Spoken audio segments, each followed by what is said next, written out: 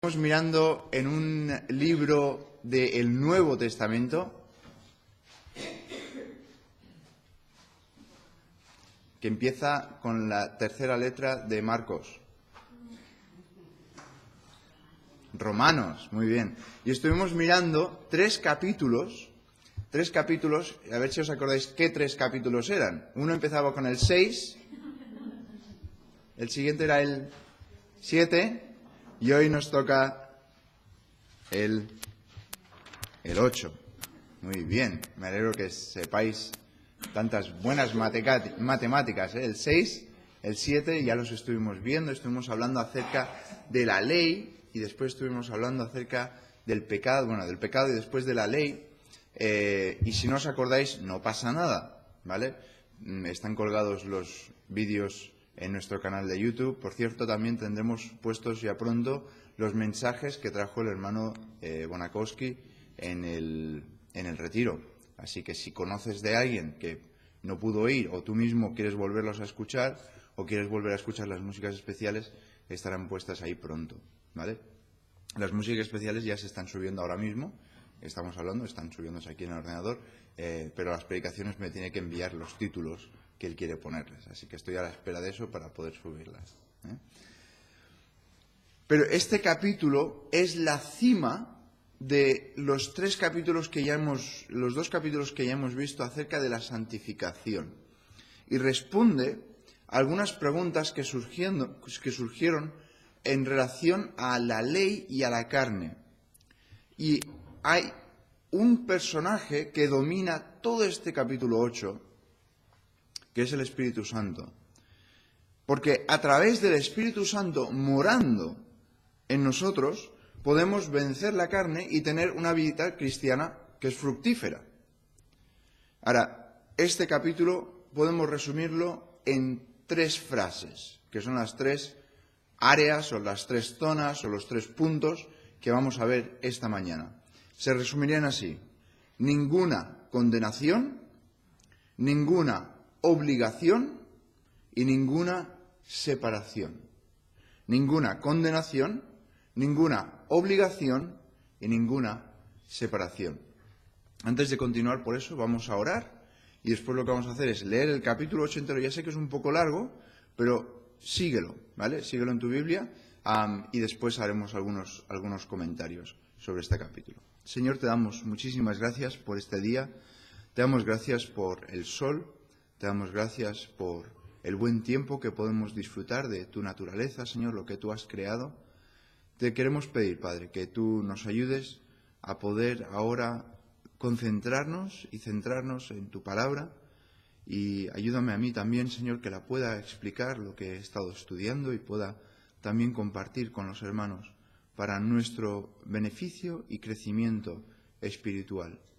Quiero pedirte que ahora tú nos bendigas y ayudes a las personas que no se encuentran bien, Señor. Queremos elevarte otra vez a nuestra hermana Teresa en el hospital, Señor, que tú la ayudes, y también queremos darte gracias, Señor, porque cuidaste a nuestro hermano Manolo con la caída que él sufrió, Señor. Pues te queremos dar gracias que no fue nada grave, Señor, que lo podría haber sido, y queremos darte gracias por tu protección con él, Señor. Quiero pedirte que ahora tú nos bendigas y que podamos disfrutar también de este estudio. En el nombre del Señor Jesús. Amén. Pues si estáis allí, muy bien. Si no estáis ahí todavía, tenéis que buscarlo. Romanos capítulo 8, y vamos a leer todo el capítulo hasta el último versículo 39. Dice: ahora pues, ninguna condenación hay para los que están en Cristo Jesús, los que no andan conforme a la carne, sino conforme al Espíritu. Porque la ley del Espíritu de vida en Cristo Jesús me ha librado de la ley del pecado y de la muerte. Porque lo que era imposible para la ley, por cuanto era débil por la carne, Dios, enviando a su Hijo en semejanza de carne de pecado, y a causa del pecado, condenó al pecado en la carne, para que la justicia de la ley se cumpliese en nosotros, que no andamos conforme a la carne, sino conforme al Espíritu. Porque los que son de la carne piensan en las cosas de la carne, pero los que son del Espíritu en las cosas del Espíritu. Porque el ocuparse de la carne es muerte, pero el ocuparse del Espíritu es vida y paz.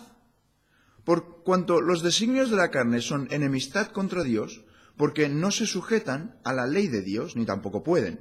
Y los que viven según la carne no pueden agradar a Dios. Mas vosotros no vivís según la carne, sino según el Espíritu, si es que el Espíritu de Dios mora en vosotros. Y si alguno no tiene el Espíritu de Cristo, no es de él. Pero si Cristo está en vosotros, el cuerpo de verdad está muerto a causa del pecado, mas el Espíritu vive a causa de la justicia. Y si el Espíritu de aquel que levantó de los muertos a Jesús mora en vosotros, el que levantó de los muertos a Cristo Jesús, vivificará también vuestros cuerpos mortales por su Espíritu que mora en vosotros. Así que, hermanos, deudores somos, no a la carne, para que vivamos conforme a la carne, porque si vivís conforme a la carne, moriréis. Mas si por el Espíritu hacéis morir las obras de la carne, viviréis. Porque todos los que son guiados por el Espíritu de Dios, estos son hijos de Dios, pues no habéis recibido el espíritu de esclavitud para estar otra vez en temor, sino que habéis recibido el espíritu de adopción, por el cual clamamos, Abba, Padre. Y el Espíritu mismo da testimonio a nuestro espíritu de que somos hijos de Dios, y si hijos, también herederos, herederos de Dios y coherederos con Cristo, si es que padecemos juntamente con Él, para que juntamente con Él seamos glorificados. Pues tengo por cierto que las aflicciones del tiempo presente no son comparables con la gloria venidera que en nosotros ha de manifestarse, porque el anhelo ardiente de la creación es el aguardar la manifestación de los hijos de Dios, porque la creación fue sujetada a vanidad, no por su propia voluntad, sino por causa del que la sujetó en esperanza, porque también la creación misma será libertada de la esclavitud de corrupción a la libertad gloriosa de los hijos de Dios. Porque sabemos que toda la creación gime a una, y a una está con dolores de parto hasta ahora. Y no solo ella, sino que también nosotros mismos, que tenemos las primicias del Espíritu, nosotros también gemimos dentro de nosotros mismos, esperando la adopción, la redención de nuestro cuerpo. Porque en esperanza fuimos salvos. Pero la esperanza que se ve no es esperanza, porque lo que alguno ve, hay que esperarlo. Pero si esperamos lo que no vemos, con paciencia lo guardamos. Y de igual manera, el Espíritu nos ayuda en nuestra debilidad, pues ¿qué hemos de pedir como conviene? No lo sabemos, pero el Espíritu mismo intercede por nosotros con gemidos indecibles. Mas el que escudriña los corazones sabe cuál es la intención del Espíritu, porque conforme a la voluntad de Dios, intercede por los santos. Y sabemos que a los que aman a Dios todas las cosas les ayudan a bien, esto es, a los que conforme a su propósito son llamados. Porque a los que antes conoció, también los predestinó para que fuesen hechos conformes a la imagen de su Hijo, para que Él sea el primogénito de entre muchos hermanos. Y a los que predestinó, a estos también llamó. A los que llamó, a estos también justificó. Y a los justificó, a estos también glorificó. ¿Qué pues diremos a esto? Si Dios es por nosotros, ¿quién contra nosotros? El que no escatimó ni a su propio Hijo, sino que lo entregó por todos nosotros, ¿cómo no nos dará también con Él todas las cosas? ¿Quién acusará a los escogidos de Dios? Dios es el que justifica. ¿Quién es el que condenará? Cristo es el que murió. Más aún, el que también resucitó, el que además está a la diestra de Dios, el que también intercede por nosotros. ¿Quién nos separará del amor de Cristo? ¿Tribulación? ¿O angustia? ¿Persecución? ¿O hambre? ¿O desnudez? ¿O peligro? ¿O espada? Como está escrito, por causa de ti somos muertos todo el tiempo, somos contados como ovejas de matadero. Antes, en todas estas cosas, somos más que vencedores, por medio de aquel que nos amó. Por lo cual, estoy seguro que ni la muerte, ni la vida, ni ángeles, ni principados, ni potestades, ni lo presente, ni lo porvenir, ni lo alto, ni lo profundo, ni ninguna otra cosa creada nos podrá separar del amor de Dios que es en Cristo Jesús, Señor nuestro. Es un capítulo de estos que te llenan, ¿verdad? A veces te pierdes un poco en el principio, pero después cuando llegas a la parte más final, ya esto nos lo sabemos un poquito mejor y no sé a ti, pero a mí me encanta cómo Pablo va desarrollando todo este pensamiento acerca de cómo el Espíritu está obrando en nuestra vida y todo lo que tenemos en Él. Si me permites un momentito.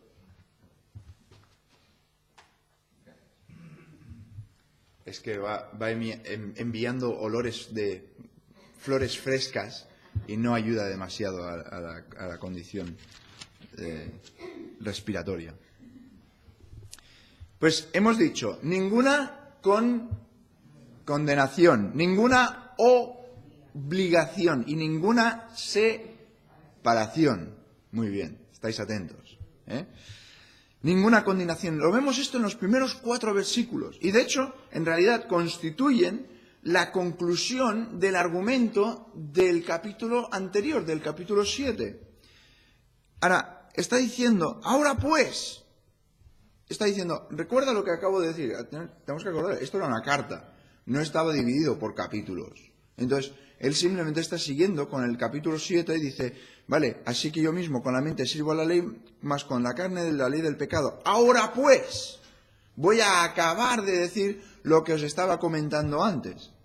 Ten presente que aquí Pablo no está analizando la salvación, sino el problema de cómo el creyente puede alguna vez hacer algo bueno cuando tiene la naturaleza pecaminosa dentro de sí. Y dice, ahora pues, ninguna condenación hay para los que están en Cristo Jesús, los que no andan conforme a la carne, sino conforme al Espíritu. ¿Cómo puede un Dios santo aceptar alguna cosa buena de lo que hacemos nosotros cuando no tenemos nada bueno viviendo en nosotros? ¿Te has hecho esa pregunta alguna vez? ¿Cómo puede ser que yo puedo darle algo bueno a Dios si no hay nada bueno dentro mío? ¿Cómo es eso? Parece que tendría Dios que condenar todo pensamiento, toda acción, toda alabanza, todo lo que fluyera de nosotros. Pero, ¿qué dice? Esa tercera y cuarta palabra. Ahora pues, ninguna condenación. Ninguna condenación, puesto que el Espíritu Santo mora en nosotros. Es verdad, tú, por tus propias acciones, no vas a hacer nada que agrade a Dios. Y cuanto antes tengamos esto claro, más satisfechos vamos a estar con lo que rindamos a Dios. Porque mucho de lo que hay de problemas de no estoy haciendo suficiente para Dios, viene en base a que estás pensando que tú puedes hacer algo por Dios. No sé si me explico o no. Estamos intentando tanto, y estamos haciendo tanto nosotros, estamos exhaustos de tanto intentar y nos cansamos en el bien hacer. ¿Por qué? Porque no dependemos de aquel instrumento que Dios nos ha dado, del Espíritu Santo que nos dice, toma, el Espíritu Santo, toma, es para ti. Es para que tú no lo hagas en tus fuerzas, sino en las de Él. No hay ninguna condenación.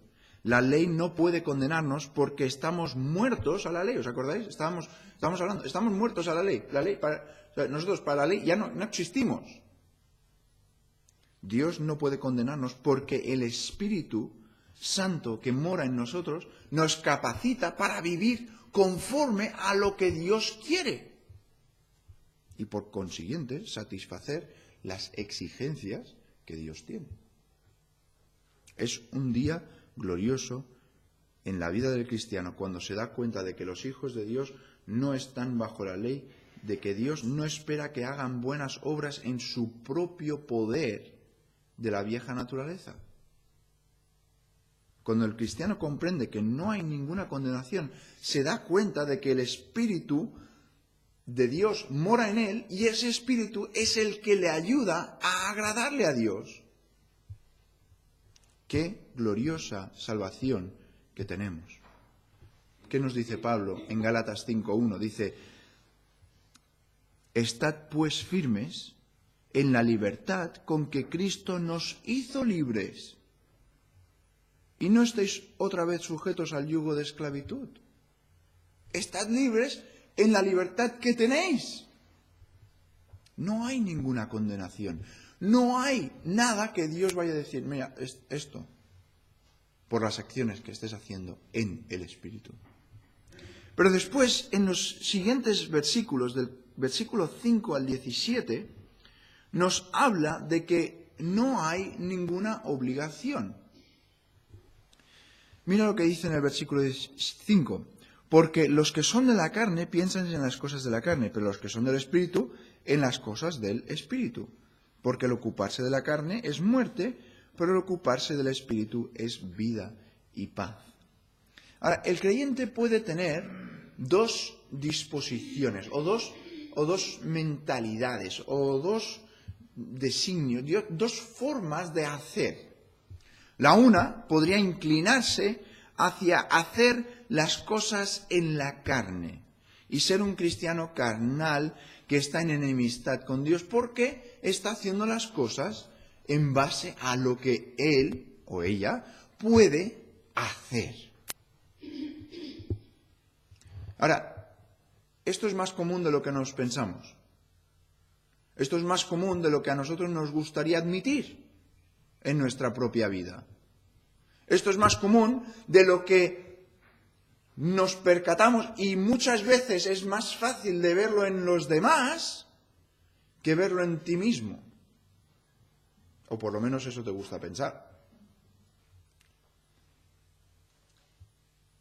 Hay tantas veces que alguien te dice, ¿has orado acerca de ello? ¿Te ha pasado o no? ¿Tienes un problema? Y tú dices, pues no.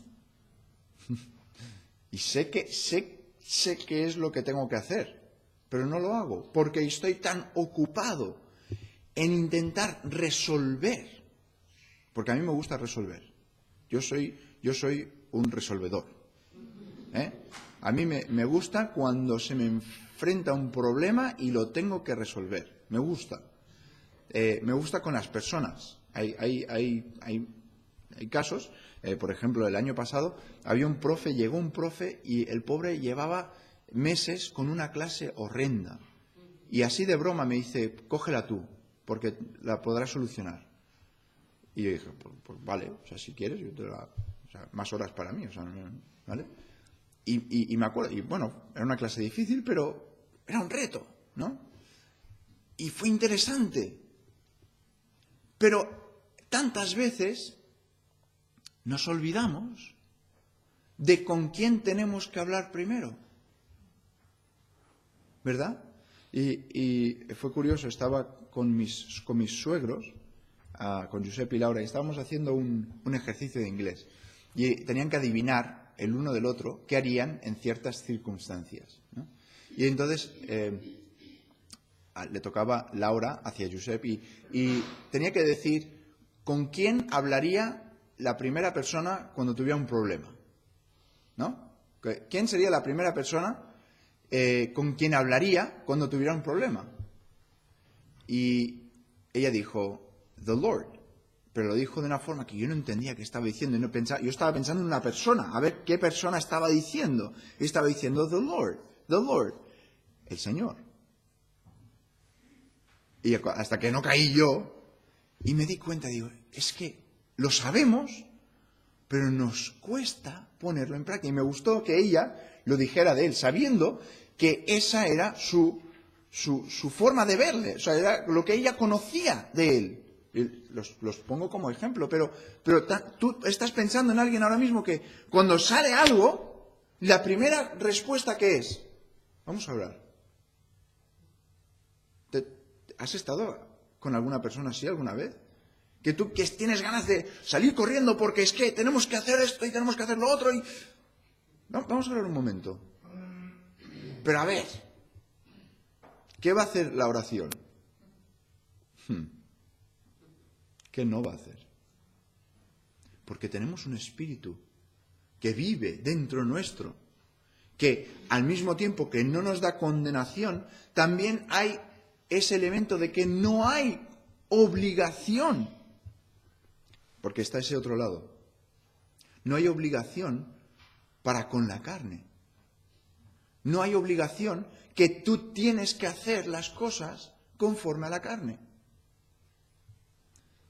Hemos hablado de que tú puedes tener la inclinación de hacer las cosas carnalmente, pero también existe la posibilidad, remota, ¿no? La posibilidad de que lo hagas conforme a las cosas del Espíritu. Ser un cristiano espiritual. Y eso siempre nos va a la contra, ¿verdad? Oh, eres un cristiano espiritual. Porque siempre hacemos broma acerca de ser un cristiano. Pero ¿sabes qué? Un cristiano espiritual es algo natural. No es algo que... De hecho, el cristiano carnal va a ser el que se cree espiritual. ¿Sí? Es el que, mírame a mí. Mira lo que yo, el cristiano espiritual, pobre, va a pensar que él no es nada. Mira a Pablo. ¿Tú dirías que Pablo es espiritual? Yo sí. Y él dice que él era el primero de los pecadores, el más grande. Ese es el espíritu que vas a tener con un cristiano espiritual. La mente carnal no puede agradar a Dios. Solo el Espíritu obrando en nosotros y a través de nosotros puede agradar a Dios. El cristiano no tiene ninguna obligación a la carne. Mira el versículo 12. Dice, así que hermanos, deudores somos. ¿A quién le gusta tener una deuda? ¿A quién le gusta tener una deuda? A mí no. Si no me remedio. Palabras peligrosas, Tito? Palabras peligrosas. ¿Cuándo se puede tener un remedio y cuándo no? A mí no me gusta tener una deuda. De hecho, es una de las cosas que más me echaba para atrás de conseguir una hipoteca. Porque es una deuda. De hecho, es la deuda más grande que vas a tener, lo más seguro, en toda tu vida. Y es lo que me echaba más para atrás, porque no me gustaba el concepto de pensar que tenía la obligación de devolver todo ese dinero. Hasta que, dándole vueltas, pues tienes que vivir en alguna parte el resto de tu vida. Pues, mira, quizás cuando acabe con los 70 y pico de años, pues ya será mío, ¿no? Es la forma que lo he conciliado con mi mente. A mí no me gusta tener una deuda. Y aquí dice, deudores somos. Y muchas veces pensamos que somos deudores a la carne y tenemos que obrar y tenemos que hacer y tenemos que... Todo esto en nuestras propias fuerzas. ¿Pero qué dice? Siguientes palabras. Léelo. ¿Qué dice? No a la carne. Pablo lo deja bien claro, ¿eh? Si no lo tienes bien claro, subráyalo. Y quizás lo tienes mal. Pone un cuadradito. No a la carne. Te lo está avisando, te está diciendo otra vez, no a la carne. Para que vivamos conforme a la carne, porque si vivís conforme a la carne moriréis, mas si por el Espíritu hacéis morir las obras de la carne, viviréis. Entonces, ¿a quién tenemos la deuda? ¿Con quién tenemos la deuda?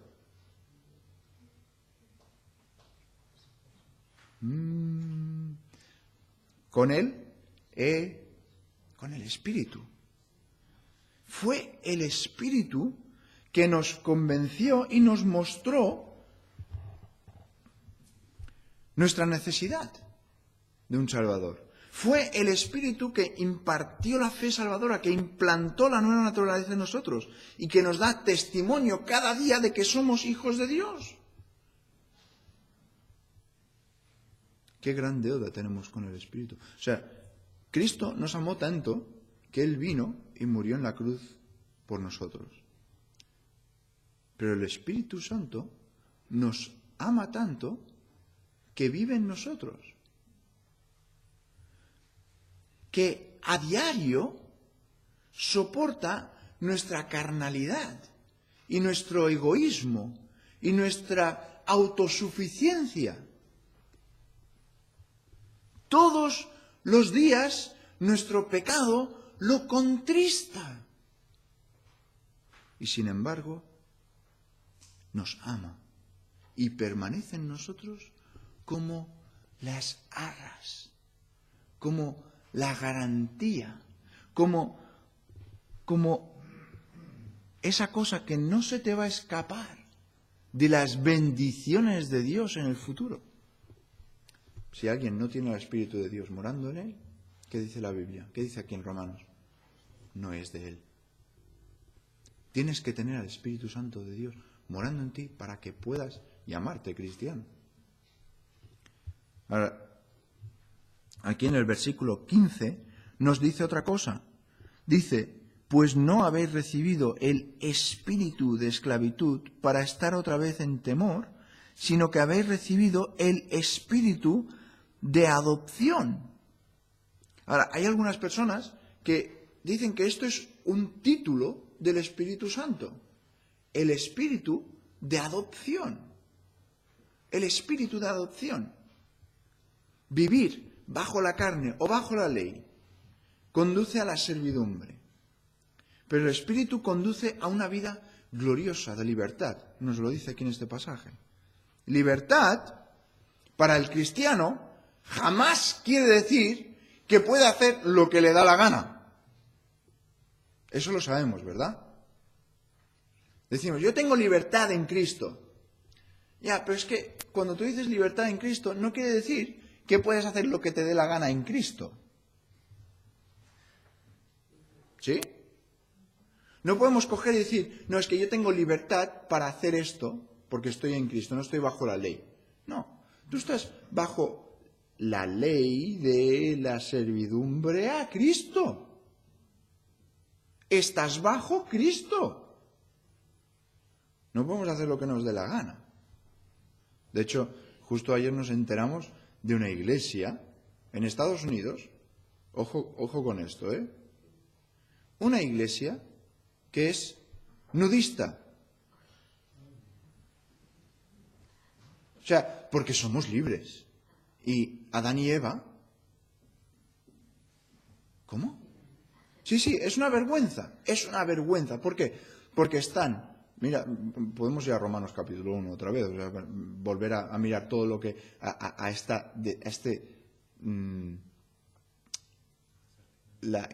que simplemente están entenebrecidos en su propia...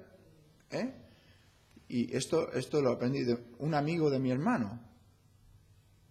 O sea, unas aberraciones que se hacen en el nombre de Cristo, en el nombre de libertad. Pero es que esa libertad no es hacer lo que a mí me plazca, sino lo que Cristo quiere. ¿Sí? No es lo que yo quiero, no es esa libertad, es lo que Cristo quiere. Adopción en el Nuevo Testamento no significa lo mismo que nosotros tenemos como adopción. Nosotros tenemos adopción como coger a un niño que no tiene padres y ponerlo en nuestra familia para que forme parte de nuestra familia. Hasta ese punto, más o menos, se parece. Pero la diferencia es que el concepto antiguamente es que había un heredero, el mayor. Había uno. Si tú eres el mayor, te llevabas todo, y si eras el pequeño, tenías que depender sobre el mayor, de que el mayor te diera algo. A mí no me habría tocado nada. De hecho, no me va a tocar nada, lo más seguro. Conociendo a mis padres, es broma. Pero, ¿cómo? Sí, alareu. Es el que recibe la herencia, ¿sí? El que recibe la herencia, recibe, pues, las propiedades, el tal y cual, ¿sí? Y si no eres el mayor, haber nacido antes. ¿Cómo? Si no es el hombre varón, Sí, es la pubilla. La pubilla. Pubilla. Estoy aprendiendo cosas nuevas yo, pubilla. Entonces, la cuestión es, cuando Cristo nos adopta, no simplemente nos pone en la familia de Dios como hijos, que eso ya sería mucho, ya sería más que suficiente. Pero aparte, el concepto es que nos pone a todos como herederos. Que este concepto, claro, nosotros hoy en día decimos, bueno, es que tengo 4 hijos, lo parto por 4. Pero es que antes no se podía. Y esto lo hemos perdido un poquito con el tema de la adopción. Porque ahora, pues, mi hijo adoptado, mi hijo natural, mi hijo y mi hija, los 3 van a recibir lo mismo. Pero antes no. Antes no. Lo que ha hecho Cristo a través del Espíritu es darnos el ser hijos, pero el ser todos herederos.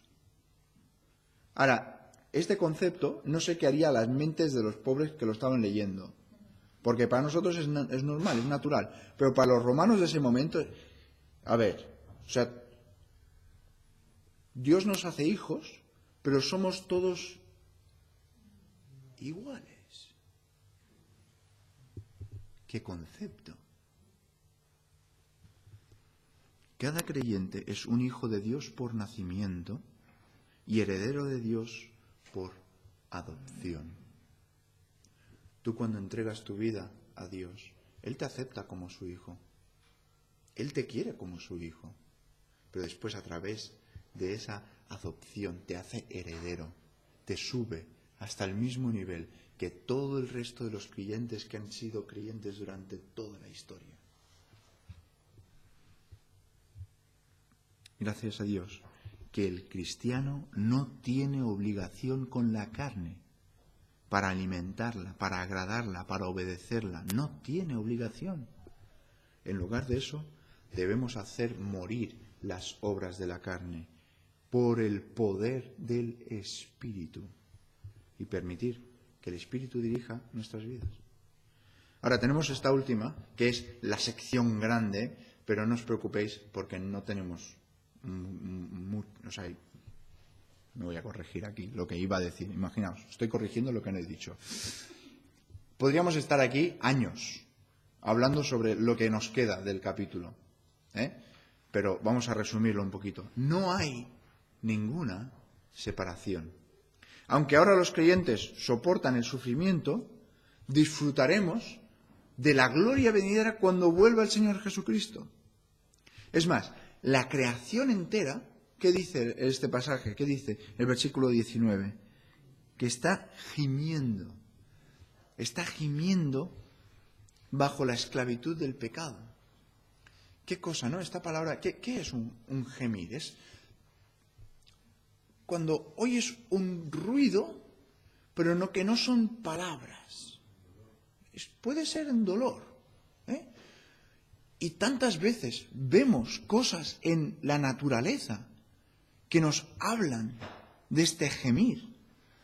Catástrofes mundiales que están ocurriendo más y más, pero que a través del pecado está ese gemir, está ese dolor. Cuando Cristo finalmente aprese a Satanás, libertará a la creación completa de su esclavitud. Va a ser increíble poder ver la tierra sin el poder del pecado. Va a ser increíble. Vaya, los que disfrutamos de estar afuera, hay veces que es un poco molesto también, porque tienes tantas cosas que te rodean, que te recuerdan al pecado.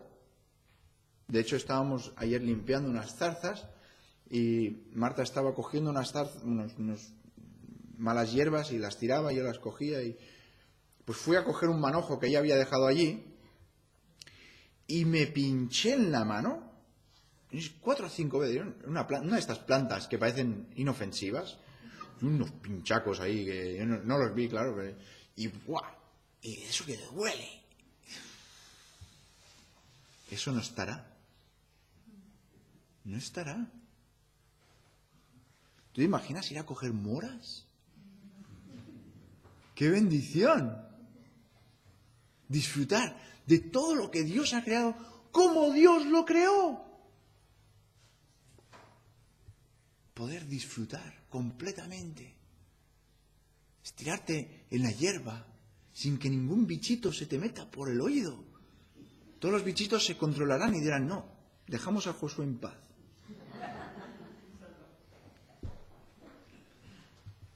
Todas esas cosas que nos molestan por causa del pecado, cosas que nos duelen por causa del pecado, ya no estarán. Qué maravillosa salvación que tenemos. Libre de la pena del pecado porque Cristo murió por nosotros. Esto está en el capítulo 5 de Romanos. Libre del poder del pecado porque morimos con Cristo a la carne, capítulo 6. Y a la ley, capítulo 7. Y algún día seremos libres de la misma presencia del pecado, cuando la naturaleza sea librada de la esclavitud.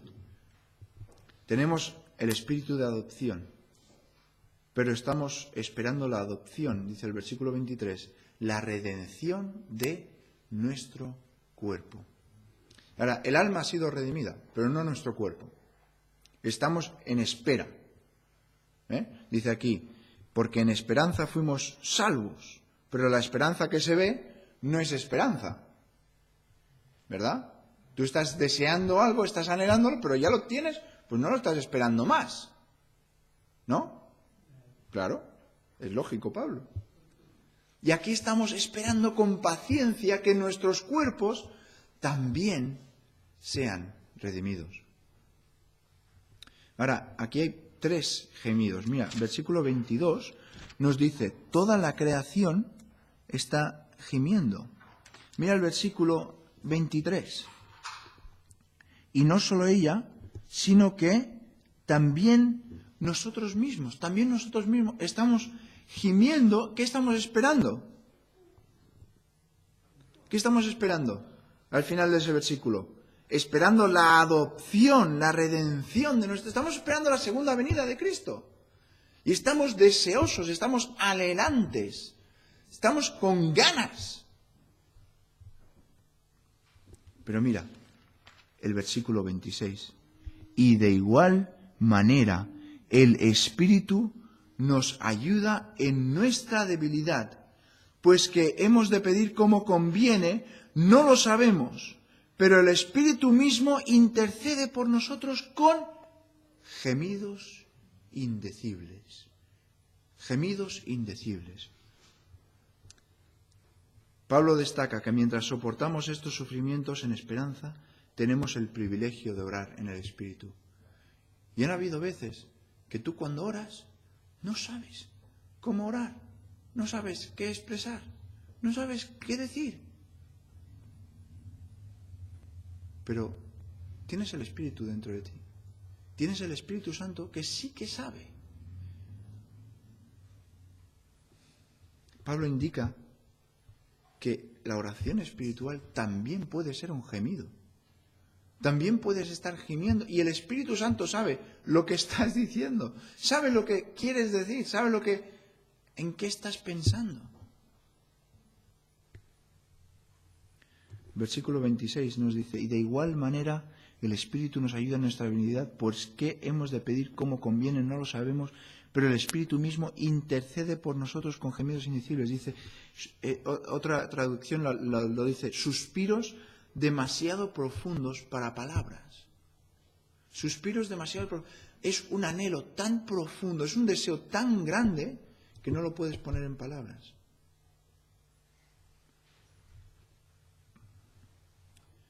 Pero llegamos ya al final de este capítulo. Mira el versículo 28. Dice, y sabemos que a los que aman a Dios todas las cosas les ayudan a bien.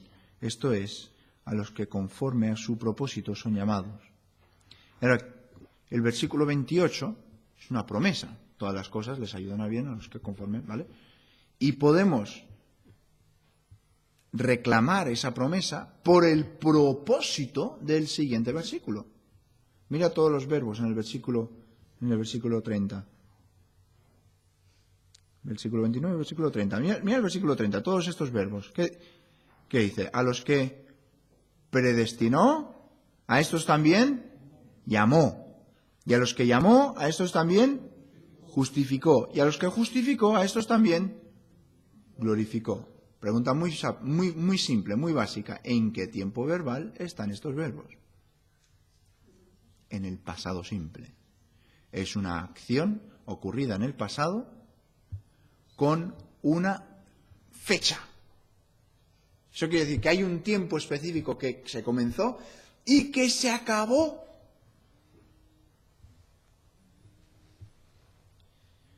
Pero estos verbos están en el pasado. ¿Por qué desmayar bajo los sufrimientos de este mundo cuando ya hemos sido glorificados? Simplemente esperamos la revelación de esta gloria en la venida de Cristo. Pablo concluye haciendo 5 preguntas en versículos 32 al 35.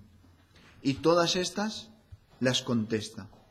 Pero mira el versículo 37, dice: antes, en todas estas cosas, somos más que vencedores por medio de aquel que nos amó.